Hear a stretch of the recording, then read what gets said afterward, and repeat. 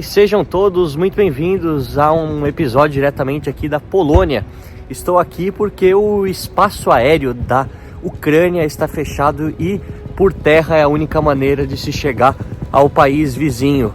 Eu gravei algumas coisas aqui em Varsóvia, tanto na ida quanto na volta, e vou postar para vocês também, mas hoje o dia vai mostrar não só esse aspecto do transporte entre os dois países, mas também a linda cidade de Lublin, essa cidade histórica que fica aqui também nas fronteiras quase do país. Então me acompanhe nesse episódio, tenho certeza que você vai gostar bastante. Bom pessoal, cheguei de ônibus a partir da capital Varsóvia, quase 200 quilômetros para pouco mais de 2 horas de viagem. Estradas super tranquilas e de qualidade aqui na Polônia, além de uma estação super moderna e até mesmo com alguns ares futuristas, se assim podemos dizer. Desde 2017 eu visito a Polônia com certa regularidade e a cada visita me impressiono mais com o desenvolvimento rápido e contínuo do país, principalmente no setor da infraestrutura, com estações de trem e ônibus grandiosas, além de prédios cada vez mais altos em grandes cidades. Em um futuro breve, a Polônia será um dos gigantes europeus e, na minha modesta opinião, estará ao lado da Itália e da Espanha no segundo escalão mais importante dentro da União Europeia, seja economicamente, seja politicamente, só não ultrapassando a França e a Alemanha exatamente por eles estarem em um outro patamar, seja na sua população mais numerosa, seja também na diversificação das suas indústrias. E chegamos aqui na belíssima e histórica cidade de Lublin, essa que fica não muito distante da fronteira com a Ucrânia. Como eu já falei para vocês obviamente já devem saber, o espaço aéreo ucraniano foi fechado desde o começo da guerra, desde o começo da invasão russa em fevereiro de 2022. E, portanto, todos aqueles viajantes, jornalistas, também chefes de Estado e governo que querem ir para a Ucrânia precisam ir pela via terrestre a partir da Polônia ou de outros países vizinhos, mas a Polônia acaba sendo o ponto de entrada mais fácil. E exatamente esse o caminho que eu estou tomando hoje, mas vocês podem ver que é uma cidade muito bonita, uma cidade que teve uma importância histórica durante a época do Commonwealth lituano-polonês, da confederação, se assim podemos chamar, entre a Ucrânia, a Polônia e a Lituânia, que também pegava partes da Ucrânia. E vou contar um pouco para vocês dessa história aqui, nesse episódio que segue para outros cantos aqui no leste europeu.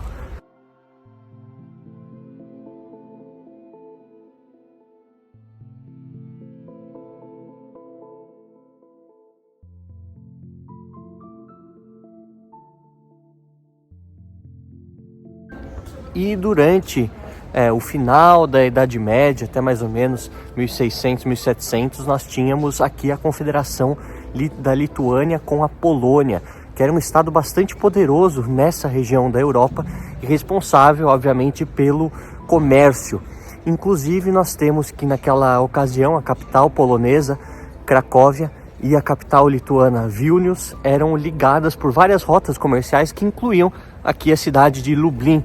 Então muitos dos mercadores passavam por aqui e obviamente que isso explica o porquê da cidade ter se desenvolvido tanto e ter estruturas dessas magníficas, para aquelas pessoas que paravam, inclusive um governador local.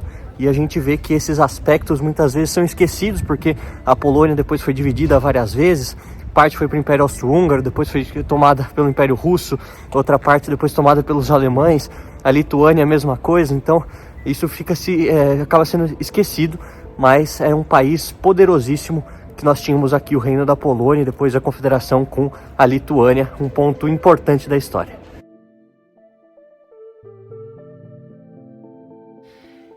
Acho que alguns de vocês já sabem disso, mas eu gravei uma série incrível em várias cidades polonesas lá em 2022, algo que eu ainda não postei porque eu tive um sério problema com os meus arquivos, com o meu HD externo daquele ano.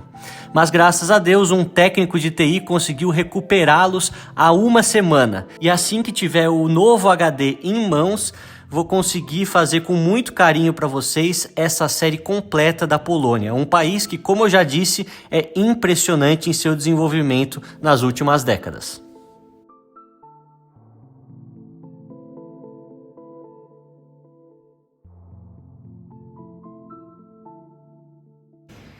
E você vê um ponto interessante da história polonesa, né? Aqui foi utilizado como prisão em diversos períodos da história, mas principalmente durante o período de ocupação nazista da Polônia, a partir de 1939, e também da ocupação soviética a posteriori. Vale lembrar que a Polônia foi dividida, teve depois, obviamente, a conquista de certos territórios por parte dos alemães, depois a recuperação por parte dos soviéticos, mas é uma história muito marcada e você consegue entender porque eles proibiram tanto os símbolos nazistas quanto os símbolos comunistas de estarem hoje na sociedade atual da Polônia por conta de todos os traumas do passado recente que ficaram por aqui. Então, pessoal, aqui nós vemos homenagens a muitos dos mortos pelos diferentes governos durante as diferentes ocupações na Polônia recente. Um país que ficou profundamente marcado pela violação dos direitos fundamentais de sua população por parte de seus vizinhos. Uma vez escutei um analista de geopolítica falando que a Polônia era como se fosse o capacho da Europa, pois todo mundo que passava por lá pisava em seu povo e oprimia essa nação. Hoje a realidade é muito diferente. É um país livre e uma das nações mais promissoras dentro do continente europeu. Realmente uma linda história de superação e volta por cima.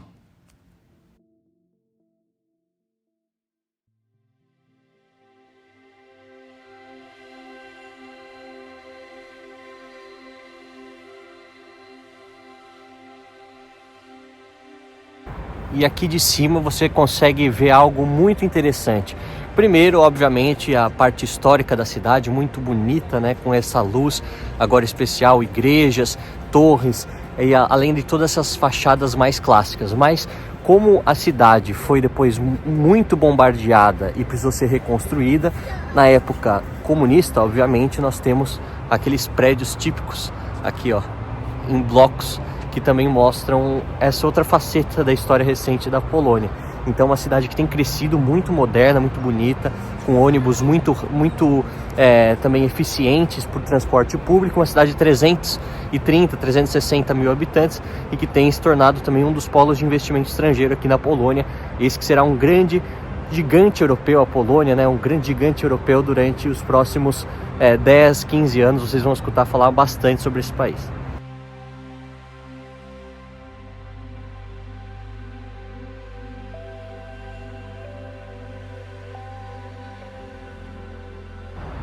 E se você, assim como eu, gosta de viajar ao mundo e contemplar essas maravilhas, recomendo que criem uma conta digital na Nomad. Esse que é uma possibilidade, né, agora que vocês têm aí no Brasil, de ter uma conta em dólar, além deles estarem presentes em 180 países e possibilitarem o saque do dinheiro local, como aqui na Polônia, onde os zlotys poloneses, né, aqui é a União Europeia, mas não usa o euro, foram facilmente retirados por mim em qualquer caixa eletrônico através do cartão da Nomad. Então recomendo fortemente, é uma parceria que começamos aqui no canal e também no Instagram. Siga a página da Nomad e obviamente tente fazer a sua conta lá. Então baixe o app da Nomad e com o meu cupom especial LUCA20 você ganha até $20 de cashback realizando sua primeira remessa em até 15 dias após a abertura da conta. Um dinheiro bom que vai ficar guardado para você poder gastar na sua próxima viagem. Vai lá e se torne também um viajante do mundo com a Nomad.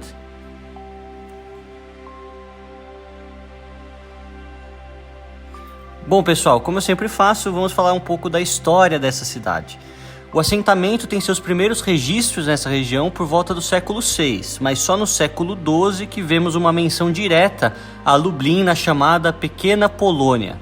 Ao longo dos próximos séculos, sempre a cidade vai continuar com forte influência polonesa, mas por conta da sua posição estratégica, ela também foi palco de muitas invasões e tentativas de dominações pelos cossacos e russos, isso mais ao leste.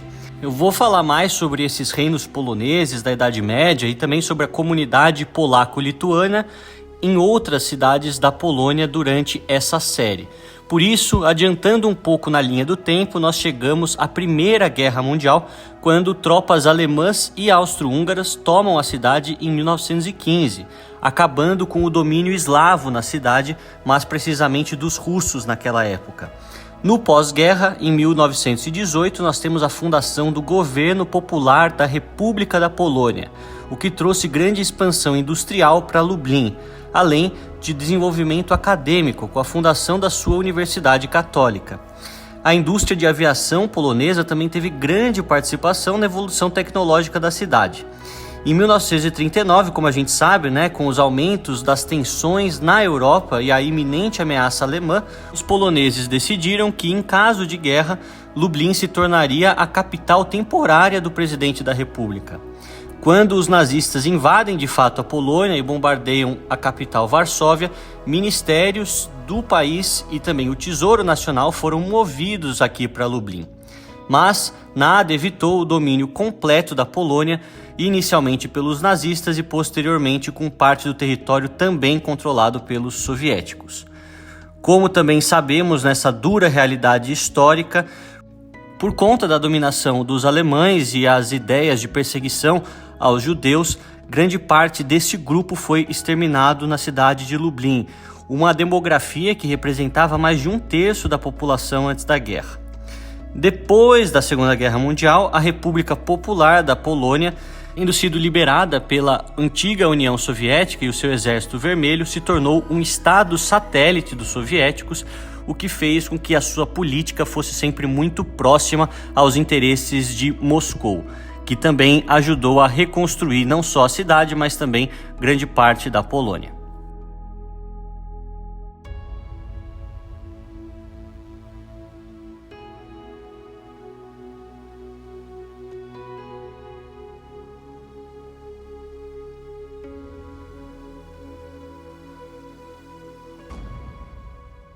Vocês realmente podem observar como esse centro histórico foi muito bem feito, renovado, e é encantador, Você vê essas fachadas, você vê os restaurantes, tudo muito arrumado, muito limpo.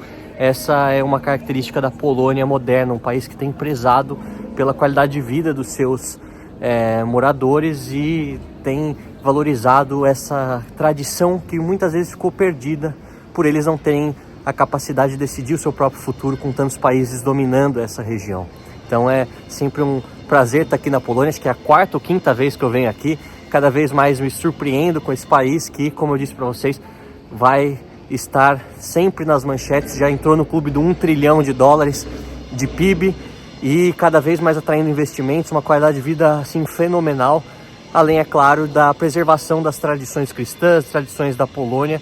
É exatamente um lugar belíssimo.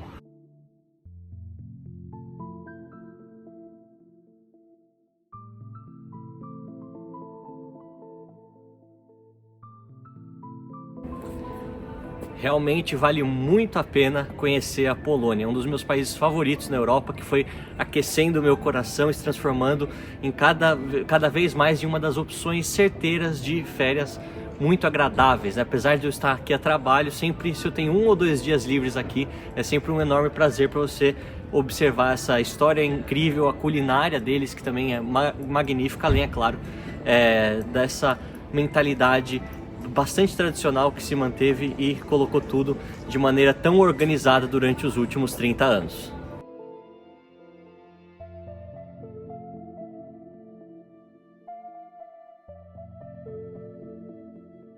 E a comida aqui é fantástica. Você tem uma sopa borscht, Essa sopa de beterraba com outros vegetais, e os pierogi, que são essas massinhas recheadas aqui de pato, de batata, de queijo e tantos outros sabores muito gostosos. Estando em um dos países mais católicos do mundo, não poderia deixar de visitar uma pequena igreja que sempre tem uma menção a Paweł II, João Paulo II, Papa, que era de origem polonesa e que encantou o mundo com a sua simpatia. Depois também passei pelo centro para ver o pôr do sol e realmente a limpeza da cidade, a organização continua sempre impressionando em todos os cantos que vou por aqui.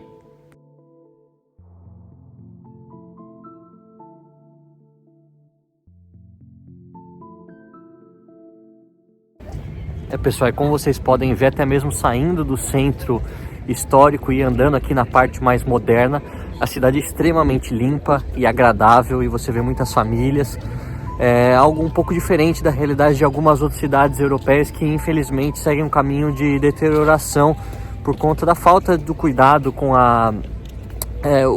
aquilo que pertence às pessoas, né? Aquilo que pertence ao público, ao contrário daquilo que é o privado, além, é claro, de problemas relacionados com imigração. Nós sabemos, né? Formação de guetos em vários lugares, algo que a Polônia não permite, ou pelo menos desincentiva de maneira muito forte, e é criticada por isso, mas a gente vê que aqui tem dado certo. É um país ainda bastante tranquilo, seguro, limpo, e que tem orgulho das suas tradições. Afinal, todos os países devem ter orgulho da sua cultura, né? Independentemente de onde for, todas as culturas são bonitas, e não tem a necessidade de você perder isso só para ser aceito por uma maior parte do mundo, no caso, a maior parte da União Europeia, que quer convencê-los a mudar um pouco essa mentalidade.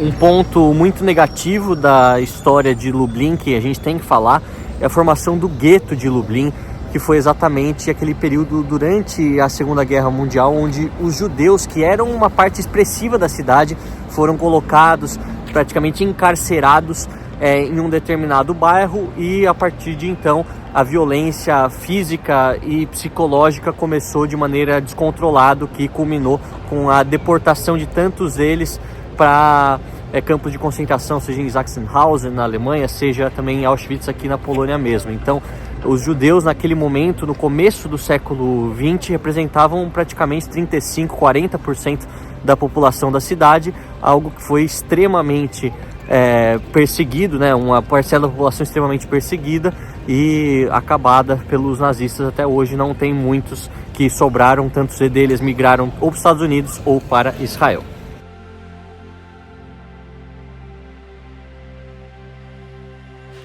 Com o cair definitivo da noite, volto à estação de ônibus, onde terei que esperar por mais alguns minutos o próximo veículo que vai me levar até a Ucrânia. A cidade iluminada é realmente muito bonita, e na estação chama a atenção nós temos tantas informações escritas já em ucraniano, lembrando que tanto o ucraniano quanto o polonês são línguas eslavas, mas utilizam alfabetos diferentes. O polonês utiliza o nosso alfabeto latino com algumas letras modificadas, enquanto que o ucraniano utiliza o alfabeto cirílico também com algumas letras modificadas.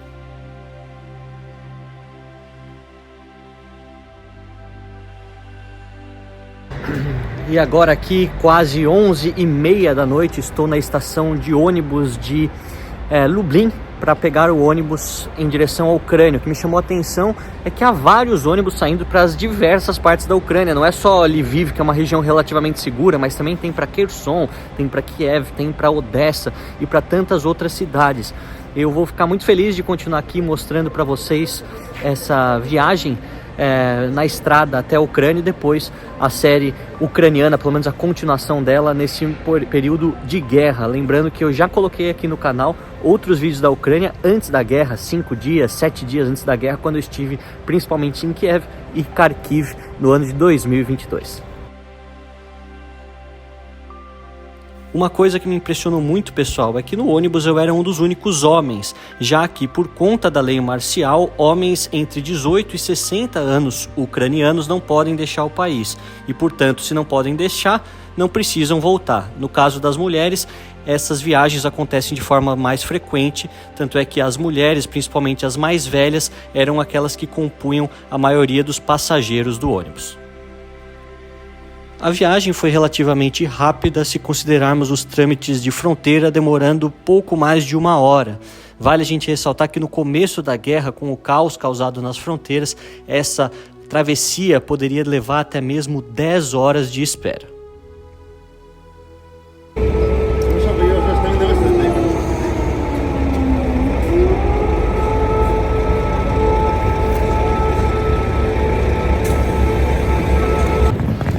Por aqui já são 4 da manhã, cheguei em Lviv, essa que é uma das maiores cidades da Ucrânia, e já está tocando o alarme.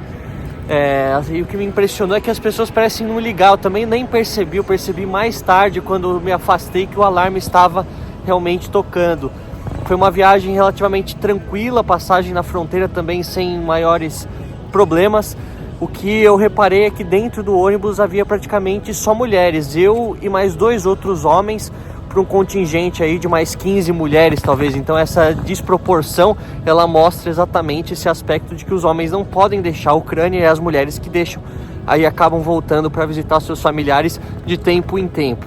Então nos próximos episódios estarei aqui dentro da Ucrânia para mostrar para vocês tudo, obviamente do aspecto histórico, a parte boa, mas também a parte triste da guerra que tem afetado esse país durante os últimos 2 anos. Desde que comecei a postar minha série sobre a Rússia, muitas pessoas me cobraram uma visita à Ucrânia para mostrar imparcialidade no meu trabalho jornalístico. E exatamente por isso que estou voltando à Ucrânia, não só em virtude de 2 anos dessa guerra que está mudando a forma como conhecemos o mundo, mas também a questão relacionada ao trabalho jornalístico de mostrar a realidade dos 2 países beligerantes. A Rússia, nesses vídeos que já postei aqui, vou continuar postando tantos outros que preciso finalizar a edição, como agora essa nova série ucraniana em várias cidades que passarei no país, seja Lviv, seja Kiev, seja Kharkiv, Zaporídia, Dnipro e tantas outras menores que foram mais afetadas por essa guerra. Durante os próximos episódios dessa série, vou passar por várias cidades ucranianas, mostrando a beleza dessas localidades e a sua história, mas também mostrando como que a guerra afetou diretamente a vida da população desse país, que tenta buscar a normalidade, mas ainda é afetada por constantes bombardeios. Além, é claro, de tentarmos fazer um prognóstico para os próximos meses, para os próximos anos, considerando que a Ucrânia não tem conseguido recuperar territórios e o momento no aspecto militar é muito favorável à Rússia.